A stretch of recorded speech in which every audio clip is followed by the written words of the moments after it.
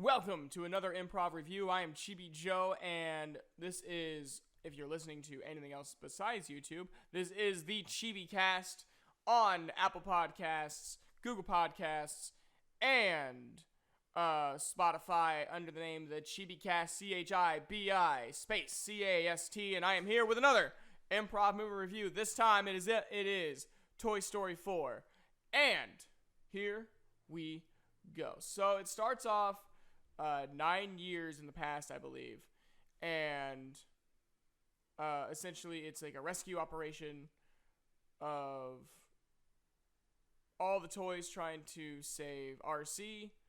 They end up succeeding, and then right afterwards, Bo and the sheep, that ironically enough, because this becomes a running gag in the film, I have no memory what the names were, they're going to get given to another place. So, Woody kind of has to say goodbye because he's about to hop in with her to go with her. But then what happens is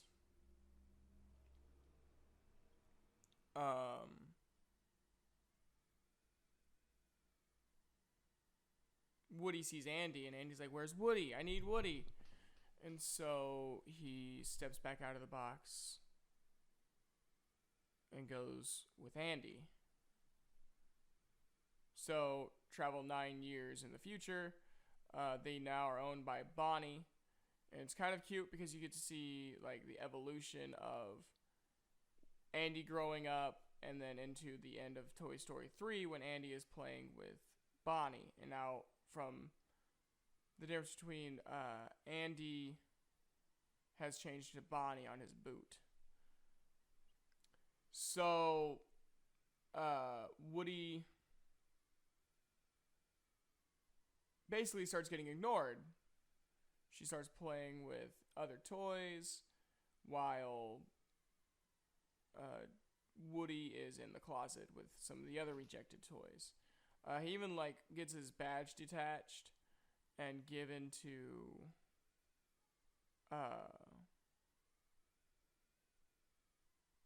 what's her name? Jessie. And so now Jessie's the sheriff, you know? And Jessie always returned the star to Woody. Bonnie starts kindergarten. All the toys are like, "No, you can't go with Bonnie. You heard her parents, no toys." And Woody doesn't listen, of course, because Woody is the old veteran that knows better. And so he goes to the school and he helps Bonnie make a new toy. Not on purpose, but still does it. And she makes Forky, who is a spork, and he becomes alive. And so he keeps calling himself Trash because that's what he is. And Woody has to keep like fighting him from running, like jumping into the trash. Forky hates being a toy. He doesn't understand why he's a toy, why he's alive, all that stuff.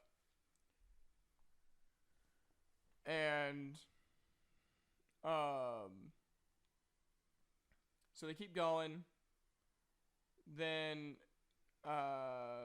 because school doesn't start for another week, they go on a road trip. The family does. And so she brings a bunch of toys along to play with, including Forky, of course. All while this hilarious, like, compilation of just a bunch of moments of Forky trying to get into the trash. It's great.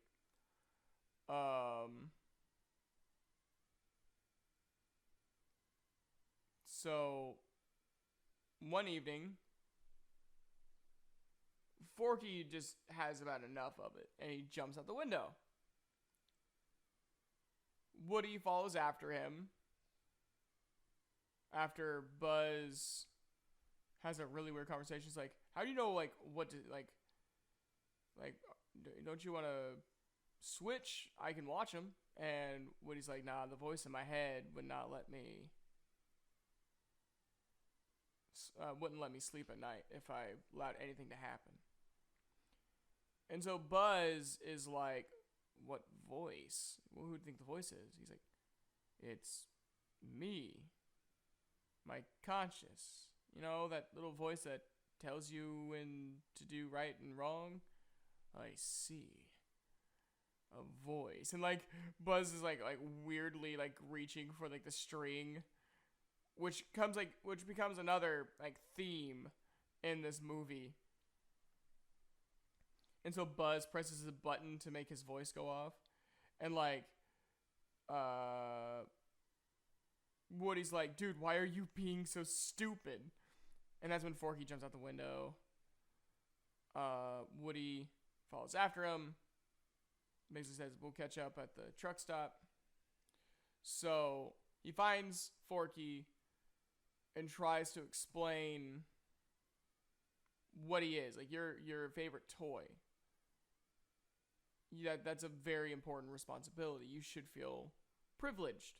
Which, again, another theme throughout this movie. That's one thing that this movie had so many running themes. It felt so good. Like, there was multiple, not story arcs of characters, but story arcs of themes. And it was just really well done. So, Woody and Forky are walking down, and he says, you know, we got to get back to Bonnie. Or back to Andy, meaning Bonnie, but force of habit, essentially. And Forky's like, who's Andy? And so it goes through basically explaining the part of the first movie whenever Buzz first comes along, and it was just really well done. The next little segue is like, you know, and then they grow up and your job is done. And Forky kind of like throughout that he understands like, wait, I'm Bonnie's trash. And Woody's like, wait, yes, no, wait. And he's like, come on, we gotta get back to Bonnie. And Woody's like, you know what, we'll roll with it.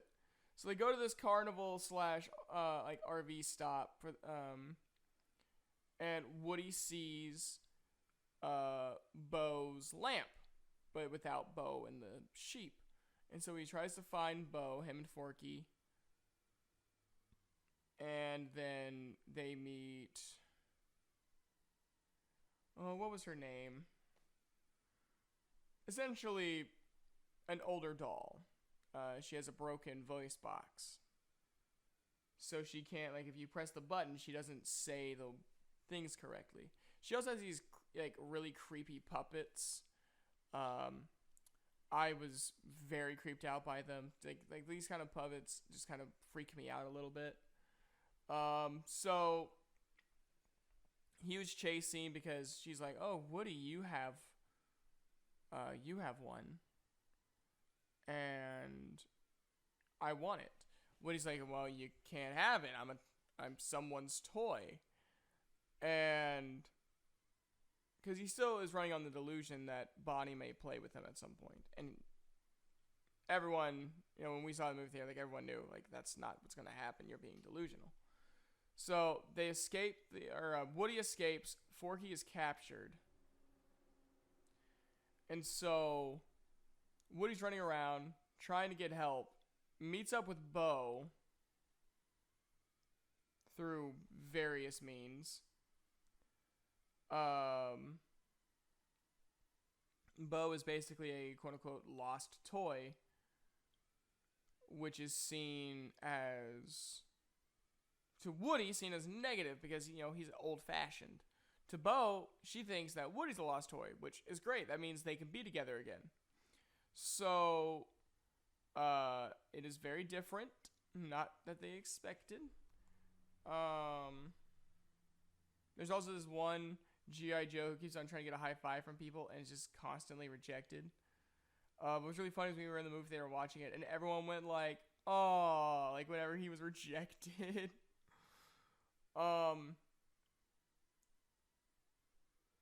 So it goes into the RV. Buzz is trying to come up with a plan, but Buzz is stupid, which is weird. I don't know why they did that with his character. And so Buzz is trying to figure it out. So he listens to the voice in his head. He's like, okay, I'm going to go after them. And it goes really well at first. But then it doesn't.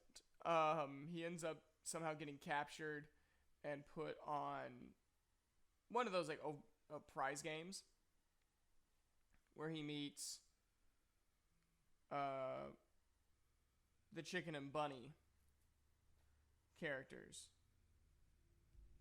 And so he ends up escaping by again pressing his button and listening to his automated voice. And it actually helped out. So then he gets both of them to escape with him. And I think they were supposed to be a reference to Five Nights at Freddy's. Because it was like a chicken duck looking character and a blue bunny. So I think it's supposed to be like a reference to Five Nights at Freddy's a little bit.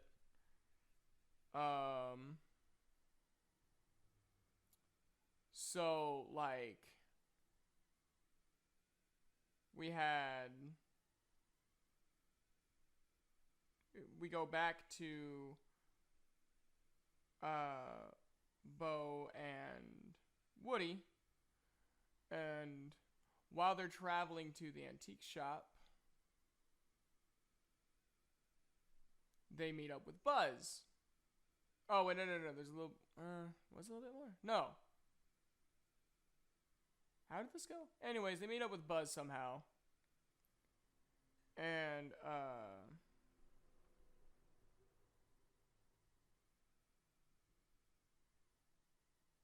like, Buzz is like, Bo? And it was all like a really nice and touchy moment. I'm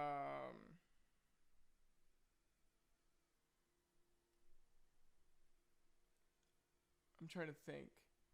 So they all try to save Forky together. Then,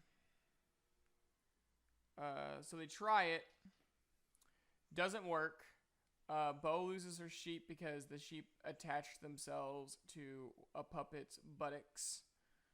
And then it goes to a scene with, I'm going to say Annie, because I don't remember her name, but I think it was Annie or Anna, something like that. I think it was Annie. I think she was listening to a reference to, I don't know. I thought I had it, but I lost it.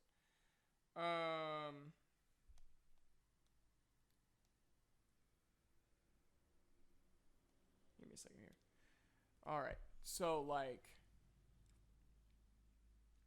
she tells Forky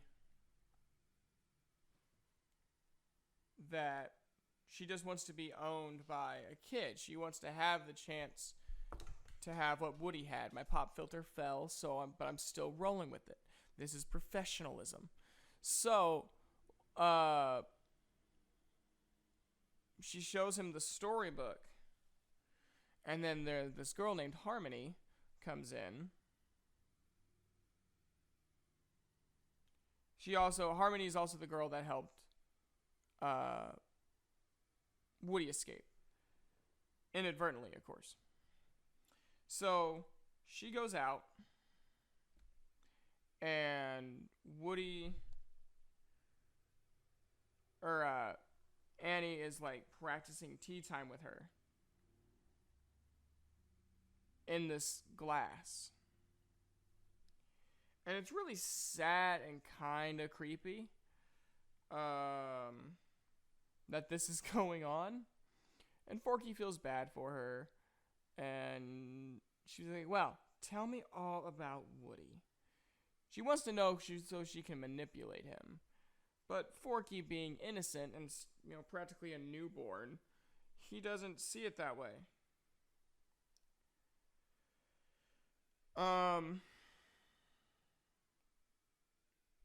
And so he tells her all the things he knows about Woody. And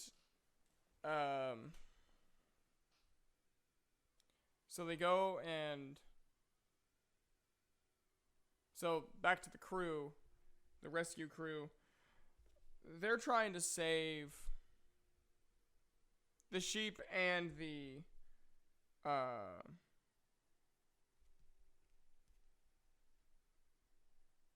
and Forky. And it kind of ticked Bo off because it's all pretty much Woody's fault that they got captured. So they go to basically a nightclub but for toys. And Bo is well known at this club, which you kind of see some jealousy from Woody a little bit, especially when they meet the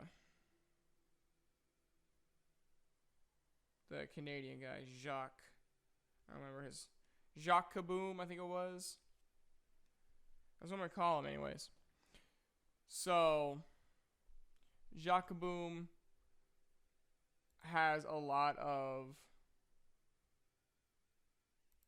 social anxieties. Or not social anxieties, but just like anxieties and fears and like low self-confidence. But he's easily revived by making him get hyped. And it's such a stupid scene, but I loved it. It's like, Jacques Kaboom! Can you help us? Yes, I, Canada! Like, it was just great. And like all of his like fears and self-worth issues come from that he can't jump as far as he does in the commercial, and so the boy that bought him was really sad and disappointed, and so he just never played with it again. And so they start getting ready for the plan, and the last second Jacques like tries to chicken out, and Woody's like, no. And so they end up getting across. Bo ends up saving the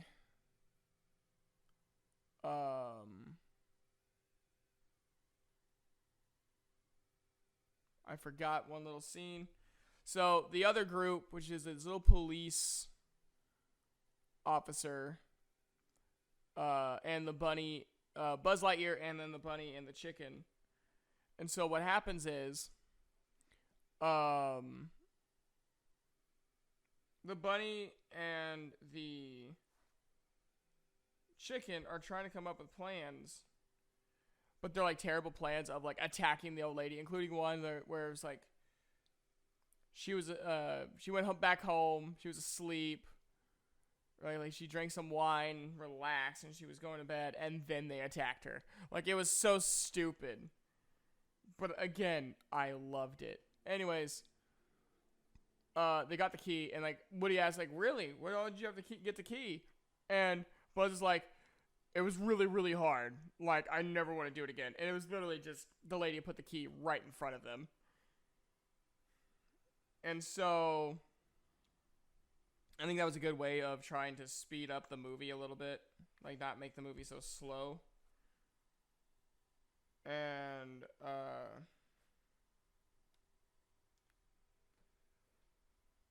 yeah, it was just great.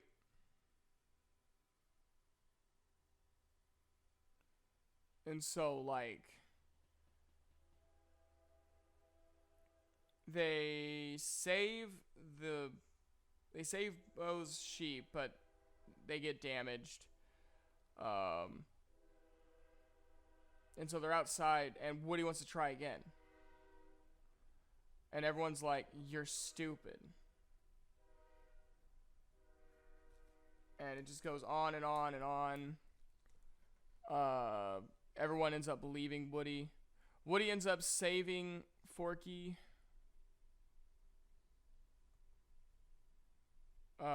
Because Bonnie was in the shop and forgot her backpack there.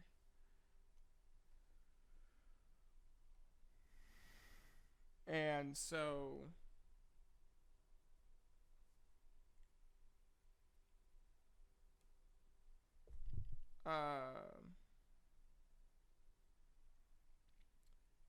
they were both in the bag, and then Woody snuck back out of the bag.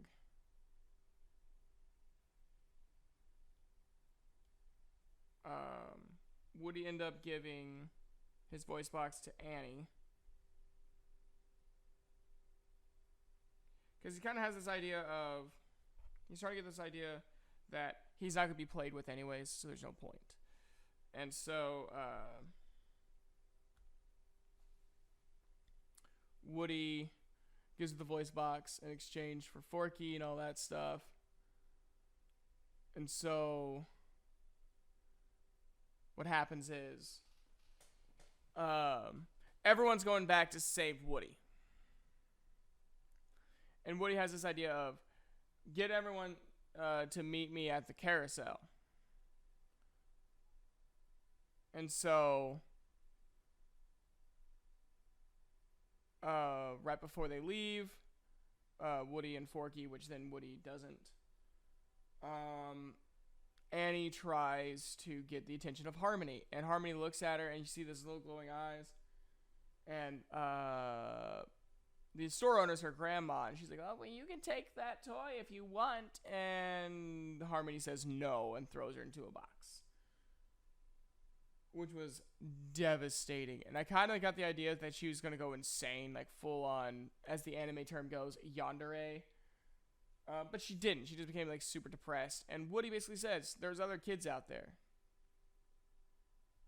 And so let me help you out.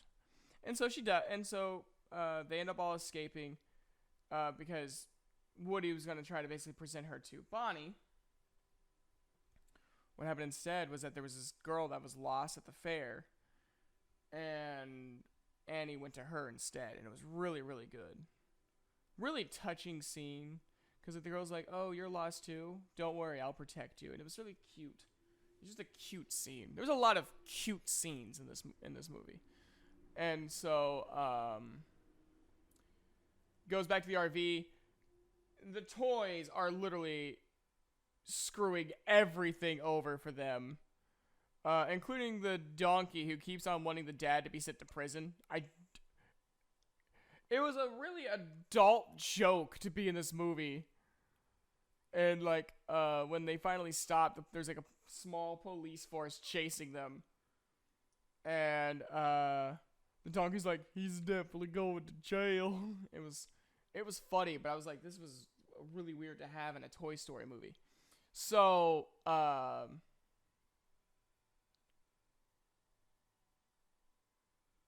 like, everything is going good, whole 9 yards. Woody's about to be joined with the rest of the crew, and then Woody stops, and Buzz has this really good moment of, hey, she'll be okay. And Woody's thinking that Buzz is talking about Bo, and he kind of looks back and nods his head. He's like, Bonnie will be okay. And then you have this really nice moment of Bonnie and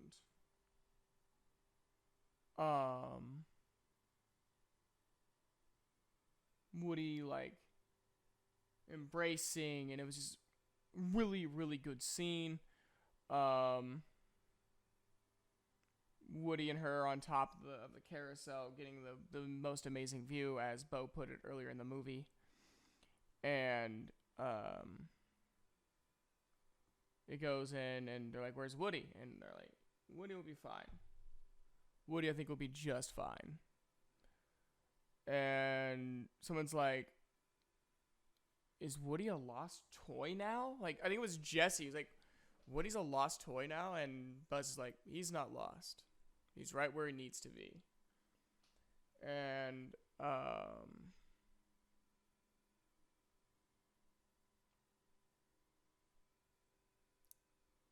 it ends with Buzz saying to infinity, and then it goes to Woody saying and beyond. And that's where the movie ends. And there's like some funny like after credit scenes, including one where the bunny and the chicken like attack the prize game guy, and they start like chanting like going giant, shooting laser beams, just like everyone's screaming and dying, and I'm like, Jesus Christ, why did you put this in this movie?